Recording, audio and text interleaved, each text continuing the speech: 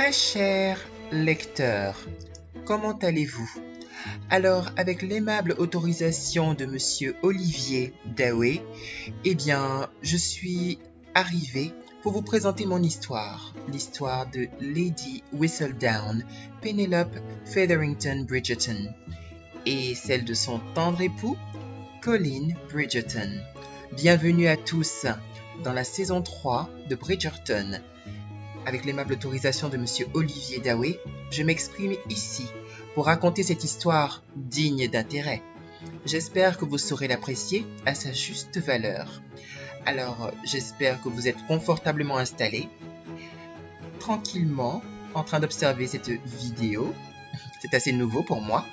Mais en tout cas, j'espère que vous êtes confortablement installés et que vous allez bien profiter de cette chronique très personnelle, très passionnée, de la chronique des Bridgerton.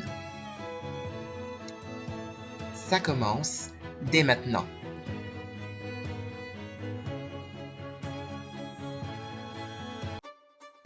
Ah, très cher lecteur, la vie est pleine de surprises, comme on dit. Et ce jour-là, je ne savais pas comment réagir face à cette incroyable nouvelle. Lord Colin Bridgerton voulait faire de moi sa femme. Il s'apprêtait à l'annoncer à toute sa famille et j'étais totalement désemparé par la vitesse à laquelle nous nous étions rapprochés et par l'intensité de ses sentiments et son besoin ardent de l'assumer en public. Je ne savais pas si je ne pouvais le suivre. Mais en même temps, j'étais totalement grisé, car l'homme de ma vie voulait m'épouser. Et ce sentiment, très cher lecteur, est tout simplement magnifique. Sa famille, les Bridgerton, furent ravis, en tout cas pour la plupart, de connaître cette nouvelle et d'apprendre notre future noce de mariage, justement, et qui ferait de moi une future Bridgerton. C'était magnifique. Lady Violet Bridgerton, aussi bien Hyacinthe que Francesca et même le jeune Gregory étaient tout simplement transportés de joie à l'idée que je puisse rejoindre cette nouvelle famille. Et bien sûr Colin. Mais une seule personne ne partageait pas vraiment ce sentiment. Il s'agissait d'Héloïse. Oui, ma très chère amie Héloïse. N'oublions pas aussi que Lord Anthony Bridgerton, grand frère de ce cher Colin Bridgerton, mon futur époux, et vicomte éminemment respecté, nage dans le parfait bonheur avec sa vicomtesse, Kate Sharma Bridgerton. Il est vraiment radieux de voir à quel point ce couple a enfin trouvé le bonheur et semble bien en profiter chaque jour qui passe. C'est vraiment une histoire d'amour digne d'intérêt que la saison passée, n'est-ce pas? Souvenirs. En tout cas, nous les attendons avec impatience à ce moment-là pour leur partager la nouvelle et partager ce bonheur à leur côté. Pendant ce temps, Héloïse, mon ex-chère et tendre amie, meilleure amie, s'était rapprochée de Cressida Cooper et une amitié avait fleuri entre elles, à mon plus grand désarroi.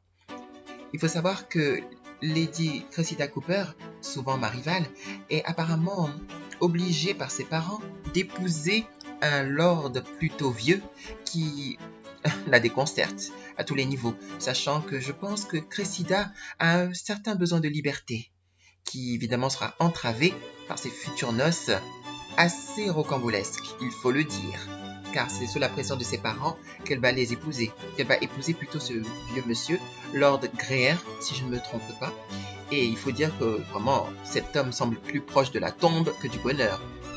Pauvre Cressida. Une autre femme de la bonne société était assez fâchée de ces nouvelles noces entre Colin et moi. Il s'agit de ma mère, Lady Portia Featherington. Ne supportait pas vraiment l'idée que je puisse épouser un Bridgerton, sachant que, de son point de vue, les Bridgerton nous ont toujours pris de haut, en se sentant supérieurs à nous.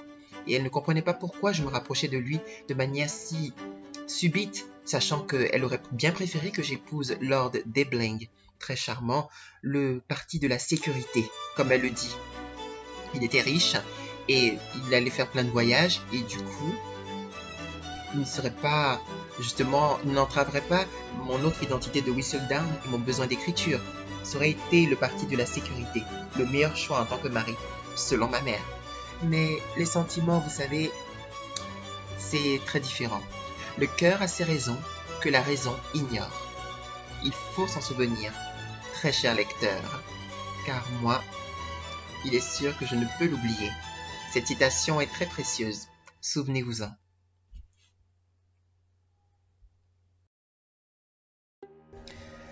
Très cher lecteur, ce moment, je le chéris absolument. Il est totalement dans la même lignée que le moment du carrosse. Alors c'est un moment d'amour, de tendresse, de passion brûlante, de passion intense avec mon futur mari, Lord Colin Bridgerton. À chaque fois que nous vivons des moments ensemble, je sens à quel point je l'aime. Je sens à quel point je concrétise mon rêve. Le rêve d'être avec cet homme si ardemment désiré qui enfin partage mes sentiments, partage ma passion, partage mes émotions jusqu'au plus profond de mon cœur, au plus profond de mon être. Je me sens en totale communion, en totale osmose avec lui. Et oui, je dois vraiment dire, très cher lecteur, que ce fut un moment enflammé, un moment où j'ai pu aller au-delà de ma virginité une fois de plus, si l'on peut dire. Et tout comme le disait la sœur de Colin Bridgerton, la très chère duchesse Daphné Bridgerton Hastings, eh bien, je pense qu'elle avait bien raison quand elle disait que Colin, son frère bien-aimé, savait rendre chaque moment mémorable.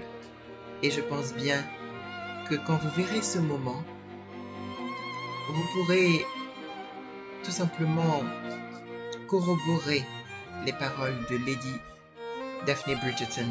Vous pourrez tout simplement confirmer à quel point elle a raison, à quel point ce moment est précieux, intense, magnifique, émouvant et, devrais-je dire, percutant. Les mots me manquent, vous savez, cher lecteur, car c'est tout simplement dans ces moments-là que j'ai senti à quel point cet homme, juste derrière moi, face à ce miroir, avait la capacité très personnelle de me faire chavirer, complètement chavirer. C'est un moment de bonheur exquis que je vous souhaite à tous de vivre avec l'être aimé. Oui, car rien n'est plus beau que de partager un vrai moment d'amour avec la personne que l'on aime sincèrement, profondément, du plus profond de son être. Très cher lecteur, je vous souhaite de savourer ces moments précieux avec celles et ceux que vous aimez, qui vous sont tout simplement destinés pour la vie.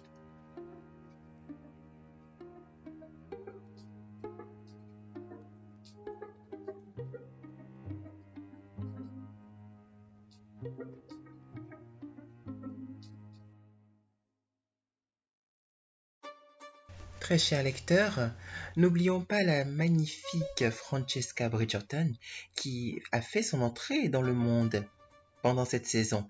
Elle s'est présentée devant la reine, même si ça n'a pas remporté un franc succès du premier coup, mais grâce à Lady Danbury, n'oublions pas qu'elle a réussi à faire impression grâce à ses talents de pianiste, et ce qui fait qu'elle est devenue comme un nouveau diamant de la saison. Et la reine s'est donc empressée d'essayer de lui trouver un bon parti, et elle alla lui trouver une de ses connaissances, un certain lord, je pense d'Asmidani, si je ne me trompe pas, qui semblait être très intéressé par Miss Francesca Bridgerton et vouloir lui faire de très nombreux enfants. Mais il faut savoir que Lady Francesca Bridgerton a un autre intérêt. concernant les sentiments. Elle semble s'être rapprochée du Lord John Kilmartin. Alors, ce très charmant jeune homme est très silencieux, très particulier, semble vraiment attiser l'intérêt de cette jeune demoiselle. Donc, il faut le souligner. Et la reine Charlotte Mecklembourg-Strelitz n'a pas oublié son désir très ardent de mettre la main sur Lady Whistledown. Elle échafaude beaucoup de plans depuis très longtemps pour essayer de la trouver. Et il semble bien que ces manigances vont porter leurs fruits, car elle était prête à faire en sorte que ma tête de Lady Whistledown soit mise à prix, afin d'apporter une récompense très généreuse à quiconque pourrait mettre la main sur Lady Whistledown et la dénoncer face à la reine Charlotte. Et donc forcément, vu l'appât du gain, la reine Charlotte se disait que nombreux seraient les participants à ce petit jeu qui s'empresseraient de trouver la chroniqueuse afin de pouvoir la livrer face à la reine. Il faut aussi ajouter que Lady Danbury a un frère, Lord Anderson. Il est arrivé à Londres et il semble faire assez bonne impression face à Lady Violet veuve Bridgerton. Il semble que celle-ci voudrait, sachant que le veuvage est terminé, s'offrir une nouvelle chance face au bonheur et face à l'amour, face à l'exploration. Et elle semble tenter d'explorer certaines choses, certains chemins avec Lord Anderson, ici présent sous cette image. Alors, qu'en pensez-vous, très cher lecteur ? Qu'en pensez-vous ? Est-ce que le jardin de Lady Violet Bridgerton peut encore refleurir après une longue période terne, de terre sèche ? Est-ce qu'il peut encore bourgeonner ? Est-ce qu'il peut encore profiter des rayons du soleil ? Est-ce qu'il peut encore se multiplier, ce jardin ? Grande question. En tout cas, même si Lady Violet Bridgerton est à l'aise face à ce nouvel homme, c'était moins mon cas lors de cette soirée. Je jouais, mais je n'avais pas du tout l'âme à jouer. J'étais plutôt totalement pressurisé et vraiment inconfortable face à la pression d'Héloïse qui menaçait de révéler mon secret avant minuit à Colline. Totalement désemparé, je ne savais pas quoi dire ni comment réagir. Car je sais que les écrits de Whistledown, mes écrits, ont fait du mal à Colline et à sa famille. Ils ont été un peu trop piquants. Et comment assumer justement ? Assumer que je suis celle qui a écrit tous ces textes, celle qui l'a séparée de Marina Thompson, celle qui a écrit sur Héloïse, celle qui a écrit sur tellement de monde dans la société anglaise. J'étais totalement confuse. Comme je vous disais, je jouais, mais je n'avais absolument pas l'âme à jouer. Absolument pas.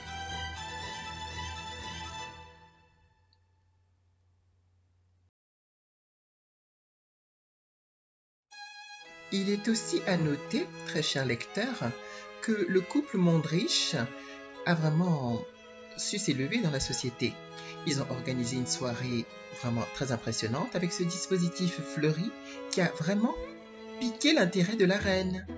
Il faut dire que depuis qu'ils ont hérité d'un certain héritage d'un domaine grâce à l'un de leurs fils, et héritage laissé par l'une des grandes tantes, côté maternel de cet enfant, eh bien, il faut remarquer que les Mondrich ont gagné en élégance, en prestance, en diligence.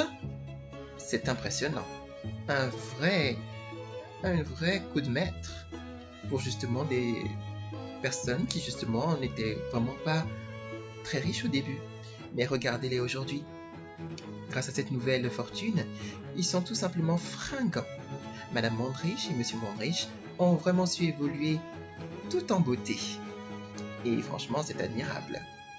Nous nous souhaitons le meilleur pour la suite, bien sûr. C'est un couple que j'apprécie assez particulièrement, il faut le dire. Ils sont très intéressants. Et maintenant qu'ils sont dans la haute société, ils auront justement des étapes comme justement à franchir pour pouvoir justement s'intégrer de mieux en mieux et montrer à quel point ils sont eux aussi dignes d'être nobles, dignes d'élégance, dignes de comportements adaptés à la haute société anglaise. Oui, c'est aussi ce moment qui a été utilisé par Miss Cressida Cooper pour justement se présenter comme Lady Whistledown de manière très osée, effrontée, de sorte à pouvoir titiller la reine. C'est ce qu'elle réussit à faire. Et en plus, elle apportait avec elle de très nombreuses copies de son papier Whistledown, de sa chronique à elle, écrite dans un style qui se rapprochait du mien. Il y avait un imposteur en ville. Il ne peut y avoir de place pour 2 chroniqueuses. Seule la vraie Whistledown peut écrire ce document. C'est moi, Lady Whistledown. C'est moi qui connais les potins de la société. À présent, face à cet imposteur, la guerre était tout simplement déclarée. Il était temps que la vraie Lady Whistledown puisse faire son grand retour dans la société anglaise. Et oui, hors de question de laisser faire.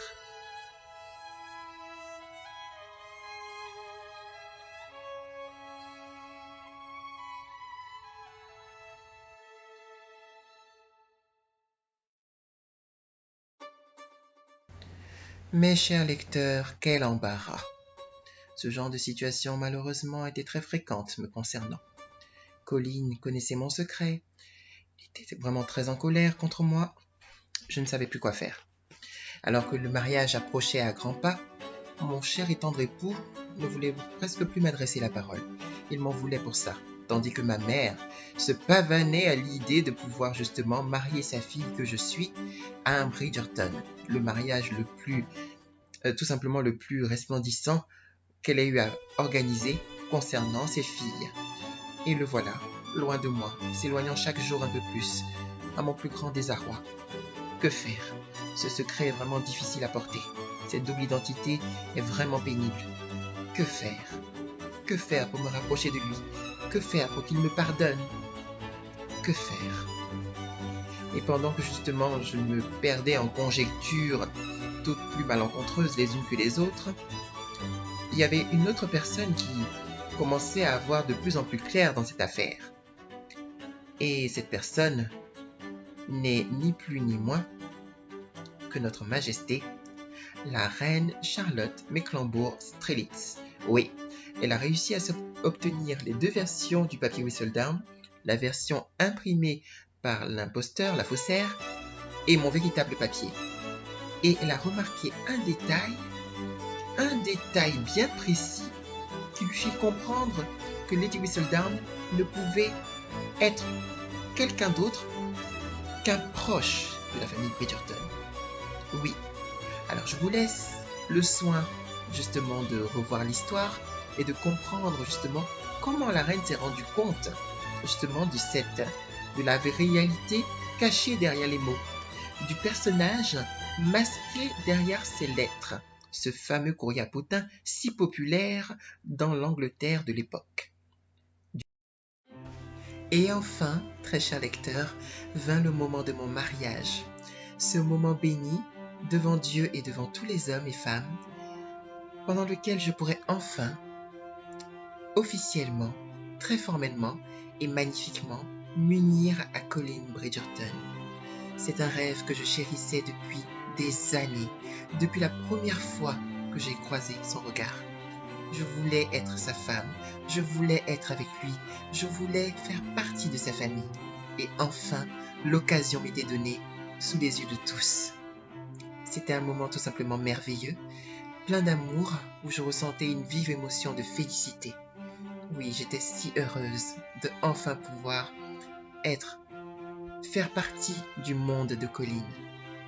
Mais en même temps, je ressentais une certaine pointe d'angoisse.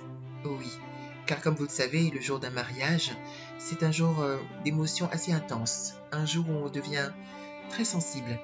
On souhaiterait que tout se passe au mieux, que tout se passe à la perfection, pour ne pas du tout gâcher ce moment unique dans la vie de chaque homme et de chaque femme.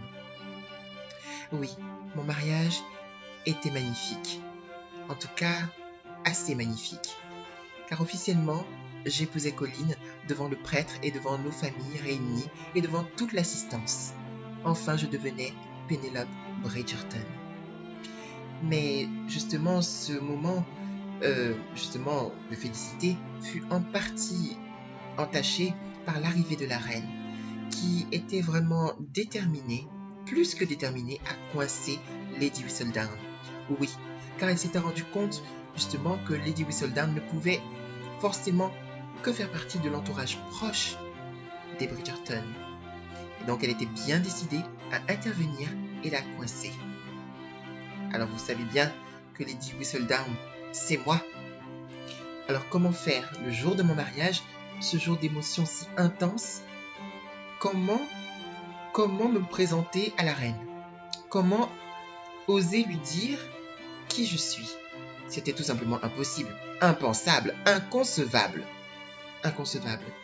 Et la jeune Lady Francesca est intervenue pour justement parler de sa relation et de son envie de mariage avec Lord Kilmartin. Une tentative bienvenue de diversion qui a quelque peu adouci, on va dire, la tension imposée par la reine, mais pas tellement, car sa détermination restait quand même toujours aussi franche, aussi pointue, de trouver Whistledown une bonne fois pour toutes et lui montrer de quel bois elle se chauffe.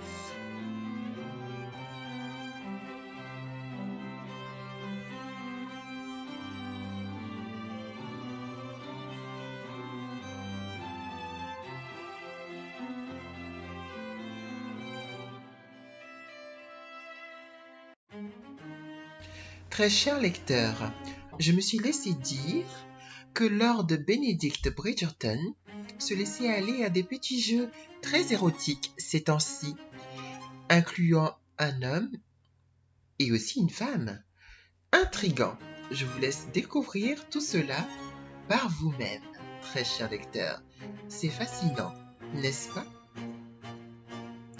Mais pas aussi fascinant, ni aussi déroutant que le comportement de Miss Cressida Cooper à mon encontre, car elle était bien décidée à révéler mon secret, une bonne fois pour toutes. Et pour ce faire, elle allait justement m'imposer un chantage, m'obliger à lui payer une somme d'argent mirobolante afin de justement garder mon secret. Ou sinon, elle le révélerait à tout un chacun. Ainsi, je serais humilié, tout le monde saurait, tout le monde se retournerait contre moi et je serais ruiné. En tout cas au niveau de la réputation.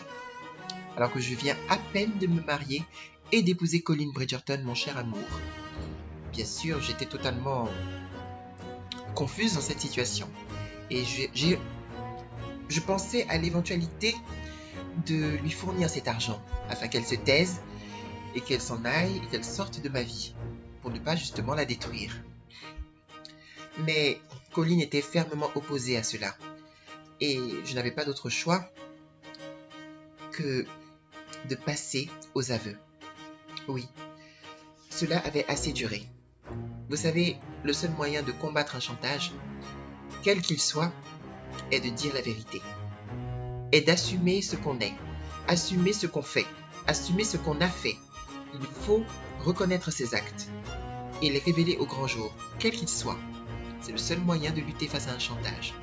Et c'est ce moyen-là qui était mon dernier recours. Face à tous, je me révélais réellement en tant que la seule, unique, véritable, inconditionnelle, érudit, incroyable, Lady Whistledown. Celle qui commence son papier, si connue à Londres, par cette formule bien à elle. Très cher lecteur, vous me reconnaissez? Je suis Lady Whistledown.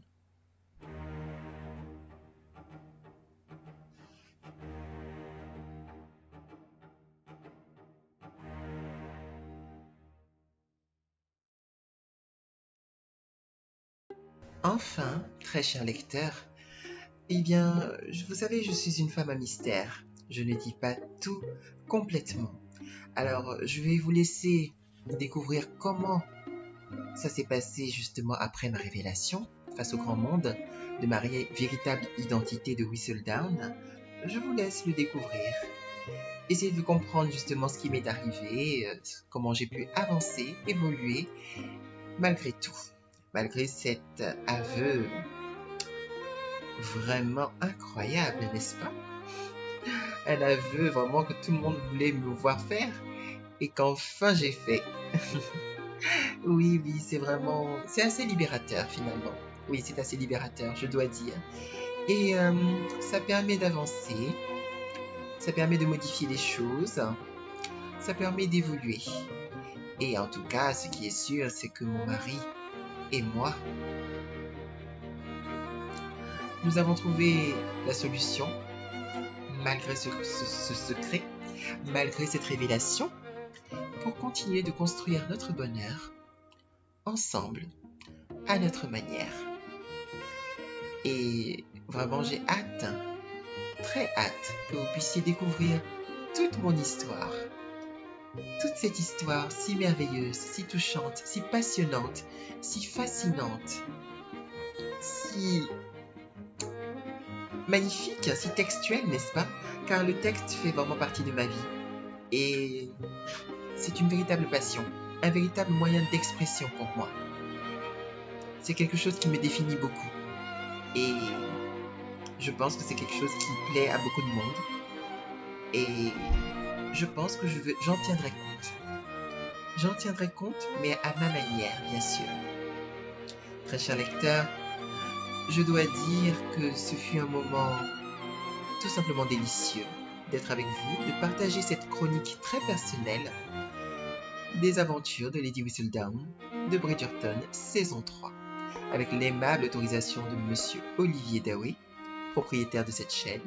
J'ai pu m'exprimer et j'espère pu vous partager un peu de mon histoire et j'espère avoir pu vous toucher là où il faut, comme il faut.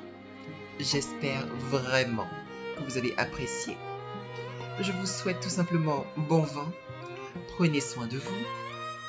Prenez soin de vos proches. Prenez soin de ceux qui importent. Et bien sûr, n'oubliez pas de liker, de partager et de vous abonner. Merci à tous, très chers lecteurs. Merci, Monsieur Olivier Dawe, pour m'avoir permis de m'exprimer aujourd'hui. Ce fut un véritable plaisir et je compte bien recommencer très bientôt. À très bientôt, chers lecteurs.